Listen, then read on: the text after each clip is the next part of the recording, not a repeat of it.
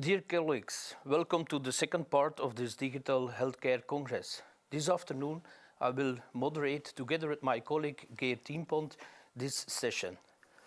My name is Frank Stalens. I'm working as a Director Processes and Quality in the OLV Hospital in Aalst. Geert, what is your business? Thank you, Frank. Also a warm welcome from my side. Indeed, my name is Geert Tienpont. A long time ago, I was a programmer for RAMIT. RAMIT is a non-for-profit association linked to the University of Ghent and stands for Advanced Medical Informatics and Telematics. RAMIT has participated in many EU-funded projects, but mainly it was initiated for developing standards because we got a mandate from the European Commission to do so. As a result of these many research activities, we have created some spin-off organizations, SMEs and associations. And one of them, our latest baby, meanwhile a little child, is the European Institute for Innovation Through Health Data. IG is a non-for-profit association facilitating the good use of good health data. And unfortunately, we are competing a little bit with this session because at 2:15, our own session starts and we are talking about the impact of mobile data. Okay, then I'm happy to tell a little bit more about this session.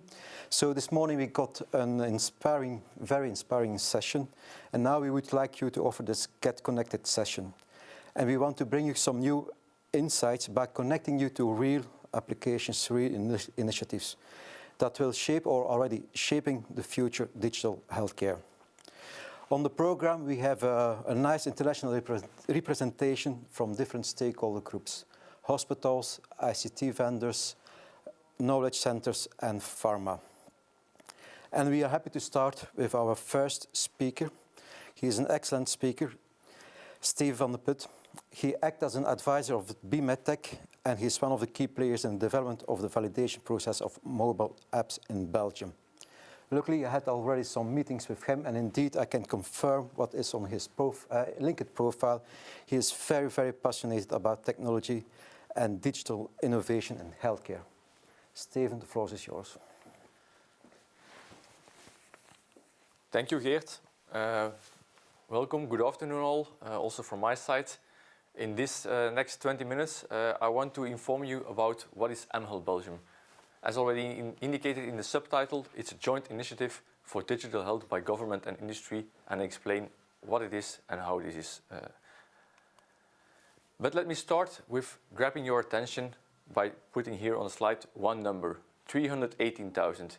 318,000, this is already 2 years ago, the total number of apps worldwide that are available, all related to healthcare. Healthcare in a very broad sense, ranging from coaching, wellness, lifestyle, and fitness apps, but also medical apps. Of course, with this tsunami of apps, and nowadays, every day there are on average 200 new apps in the healthcare sector adding to the app stores, of course, it is very difficult to know and to find your way. Which of these apps are trustworthy, which are reliable, which have a certain level of quality. And that's exactly where mHealth Belgium came in the picture. I want to inform you what mHealth Belgium today can mean for you, be it a patient, a healthcare professional, or an industry provider, but also what is the difference between medical apps and healthcare apps. To start, let's say what is mHealth Belgium. And mHealth Belgium is very simple said, a portal, a website that is accessible via mhealthbelgium.be that want to provide information in 3 languages, the 2 national languages, Dutch and French, but also to be internationally position ourselves. All information is also available in English. And we want to give information to the broad public, be it patients, and on one day we are all a patient, so every citizen, the 11 million Belgians, but also to all type of healthcare professionals. Think about pharmacists, specialists, but also general practitioners. And what type of information do we want to give? We want to tell them, or we want to provide a list of apps, validated apps, apps that fulfill certain criteria that are made by government. Important to tell here is that we don't do a full market scan, so we don't scan all the apps that are out on the market and scale them or label them in a category. There are other institutes who do this, but this is not the aim for ML Belgium. We want to check whether they fulfill criteria that are made by the government. And if they do so, then they got the ML Belgium quality seal, quality label, and they get listed on a portal. And that's how you can see www.mlbelgium.be. But to start, I want to take you back a few years in time and to say where it all began. Therefore, we have to look to the National e-health roadmap made by the previous cabinet of Minister De Blok. And that roadmap contained several action points. And in 2015, there was one action point, the so-called action point 19, that totally focused on mobile health. Why? Because they saw that this was an upcoming technology. You have to think back 6 years ago in the digital era, this is ages, and they wanted to see and create a framework based on evidence, quality, and privacy. And why? Because they wanted to see how these mobile health applications could have their place in the current Belgian healthcare mechanism. How did they do this? That's shown here in this slide, a quick slide showing the evolution. It all started with pilot projects that got in 5 different domains and that were run after they were selected, and in total there were 24 selected. They got a bit of subsidy and they started, they were mainly originated from the medical sector, be it healthcare professionals, healthcare institutes, healthcare organizations, but always with a technology component, of course, on board. These pilot projects, they run for 6 to 12 months, and afterwards, and then we are already in spring 2018, there was a need for an evaluation, of course, of these pilot projects. And during that evaluation, the need came clear that a validation model is needed. And that validation model is then what we call nowadays ML Belgium. So that initiative has been launched in the 3rd quarter of 2018, but it only became accessible in the format of a portal since beginning of 2019. I already mentioned a validation model, and the validation model is basically a validation pyramid with 3 layers. And the 3 layers are here visualized.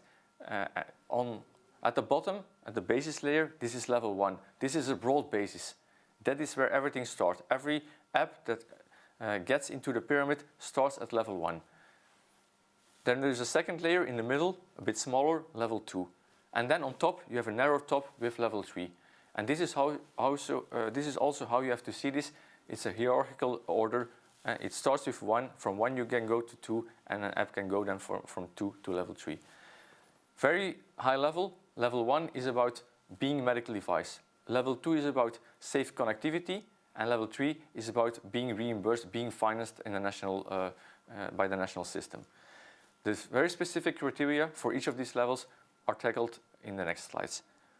But first, it's also important to know who is behind this multi-stakeholder initiative. And this is visualized here. Because in the subtitle I already mentioned, it is an initiative by industry and government. Here in the middle, you see BIMETEC and Agoria. These are 2 sector federations. BIMETEC, the sector federation for the medtech industry. Agoria, the one for the ICT, the technology industry.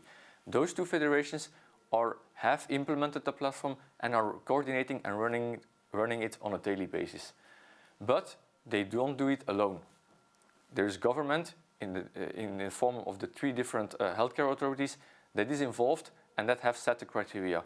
The 3 different health authorities are on top the agency, so the Federal Agency for Medicine and Health Products, what we call FAG or AFNPS. You have also the e-health platform, the national authority that sets the criteria for all rules related to the information exchange within the healthcare sector.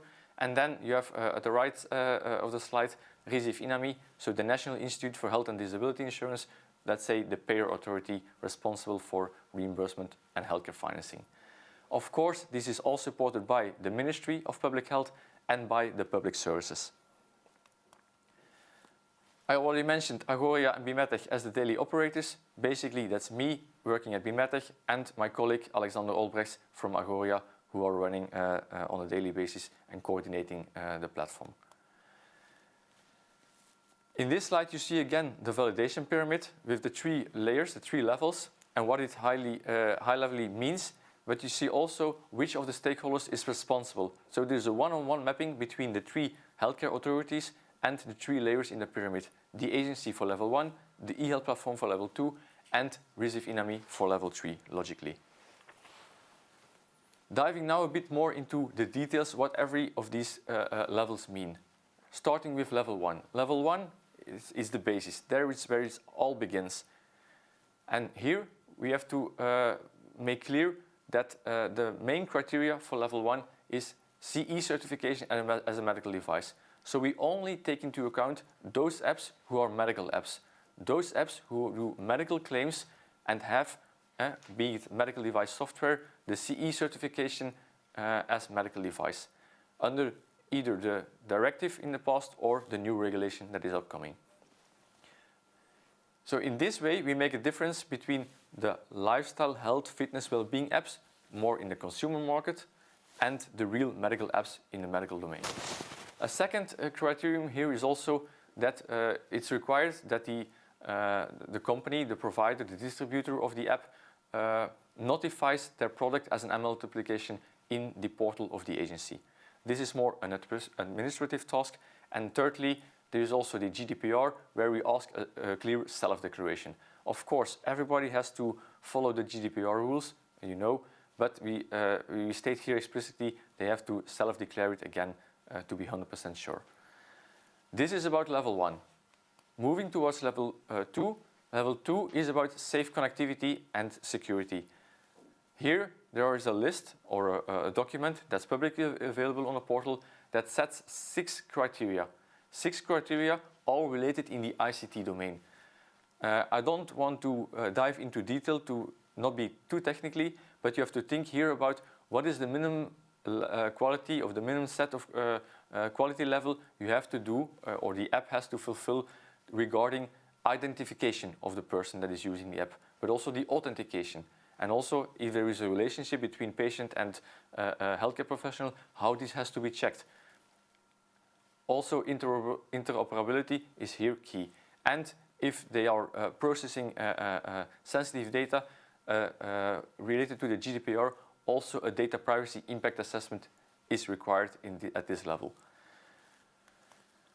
So, as I said, it's about interoperability, it's about connectivity, and it's about security. To help, if you are an IT provider, to help the apps that are on the portal in level 1 move towards level 2, they can fulfill a risk assessment tool which is made by an independent organization, and that risk assessment tool will guide them towards the process for level 2. That risk assessment tool will say you have to pass this and this and this test, of course depending on which type of data do you process in the app, but also which type of functionality does the app has, because this is of course differently for the wide variety of apps that are on a portal. And then after level 2, we move to level 3. Level 3 is specifically reserved for those apps, those mobile health applications that show clinical evidence, but also social economic added value, and then get reimbursed or get financed by the national payer, the national authority, RISIF INAMI.